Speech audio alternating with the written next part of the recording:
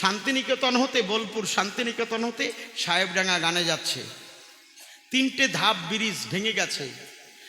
একটা red signal ওখানে ছিল, ডান দিক থেকে নেমে নিচ থেকে লরি বাস সব উপরে ওঠে।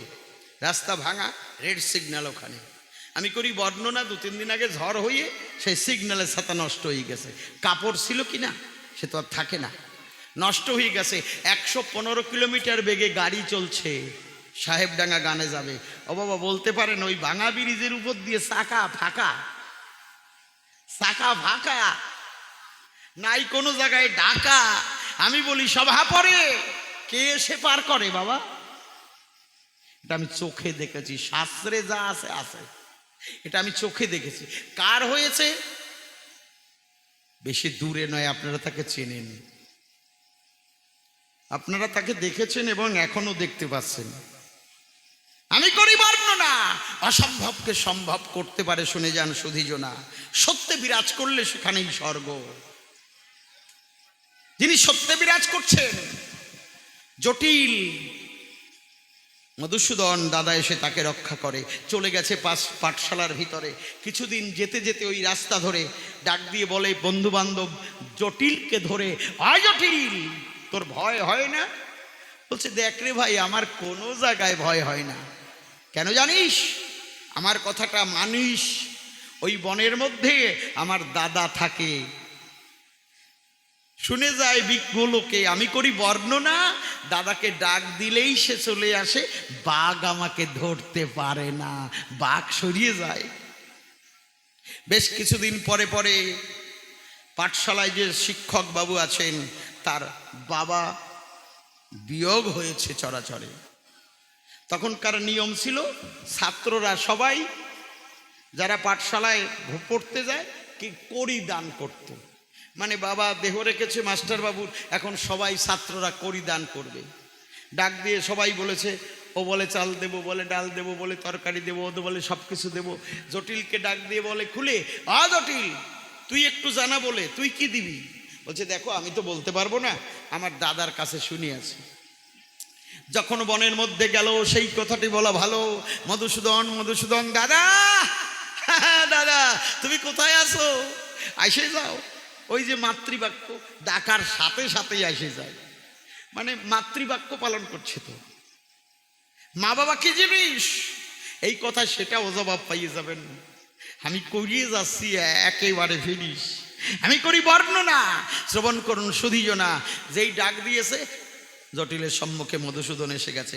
ডাক দিয়ে বলছি, হ্যাঁ দাদা, মাস্টার বাবুর বাবা দেহ রাখিছে, সবাই তো সব কিছু দিচ্ছে, চাল ডাল তরি তরকারি দিচ্ছে, দাদা আমি কি দেবো? বাবা ডাক দিয়ে বলে তারে, এ জটিল শোন, বলছি তোরে, তুই যাই বলবি দধি দেব, দধি। ভগবান কৃষ্ণ তো গরু দোয়ায় নাকি, কয় তুই যেই বলবি দধি দেব। সে করে বর্ণনা, দধি না দিলে তো চলে না। এইবার সেখানে যখন চলে গেল, সেই কথাটি বলা ভালো, সবাই তো সব কিছু নিয়ে এসেছে। মানে জটিলকে 1 খুঁটি দধি দিল, মানে এইটুকু একেবারে ছোট্ট একটা খুঁটি, আমা একেবারে এইটুক।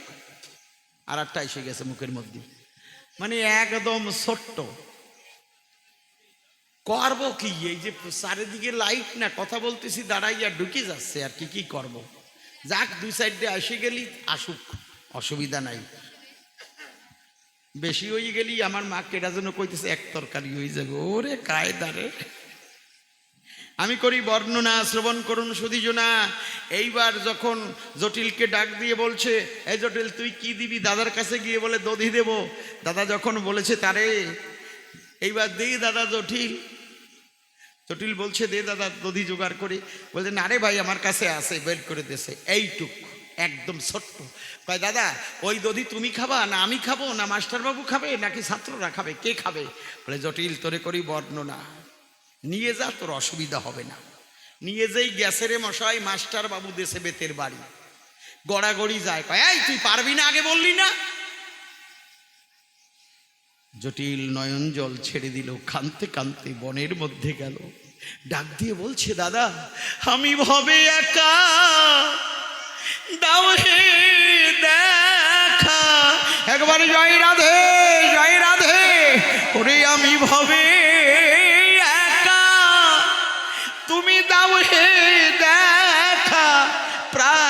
সখা রাখো পাই, মন মজায় লুকালি কোথায়। বলছে জটিল রে তুই কান্না করছিস কেন? বলছে দাদা তুমি যে দধি দিয়েছো, ওই ছোট্ট খুঁটি দেখতে পেয়ে মাস্টার বাবু আমাকে মেরেছে। ওইটুকু দধি সে বিশ্বাস করছে না। বলছে ওরে জটিল তুই আমার কথা ধর, এই নে দধির খুঁটি নিয়ে তুই গমন কর।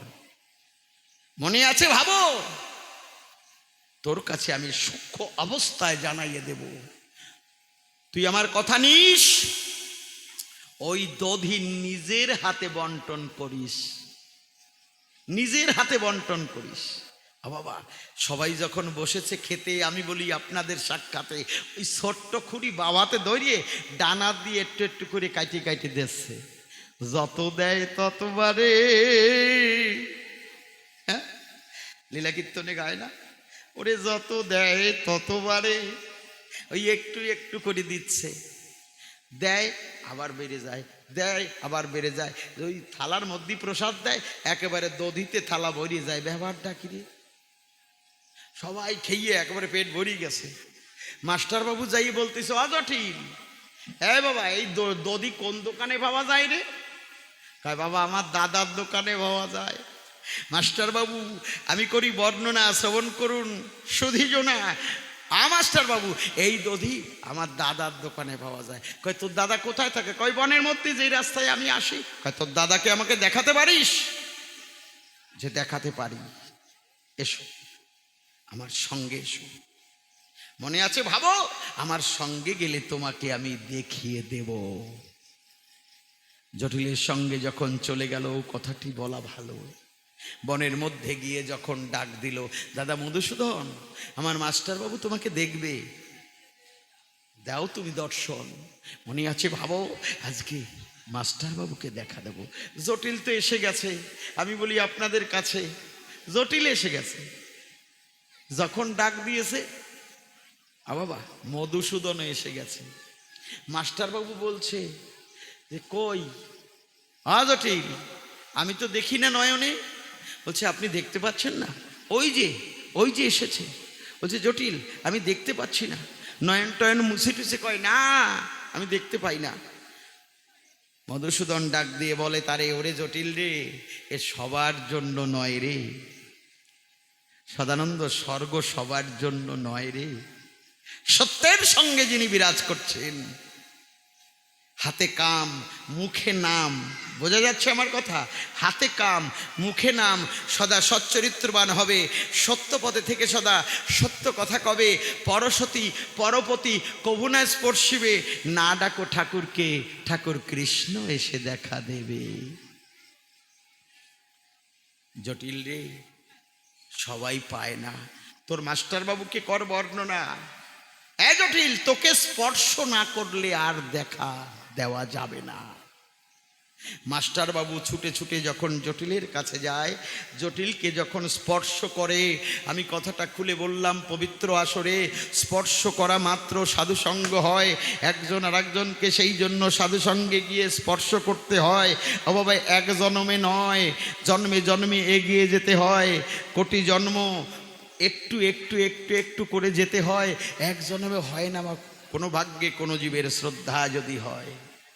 আমি করি বর্ণনা, শ্রবণ করুন সুধীজনা। এত সহজ নয়। সূক্ষ্ম চিত্তে যখন তার কাছে গেল, জটিলকে স্পর্শ করা মাত্র মধুসূদনকে দেখতে পেল। এইভাবে মাস্টার বাবুর জীবন ধন্য করি, একবার বদন ভরে সদানন্দে বলুন হরি হরি।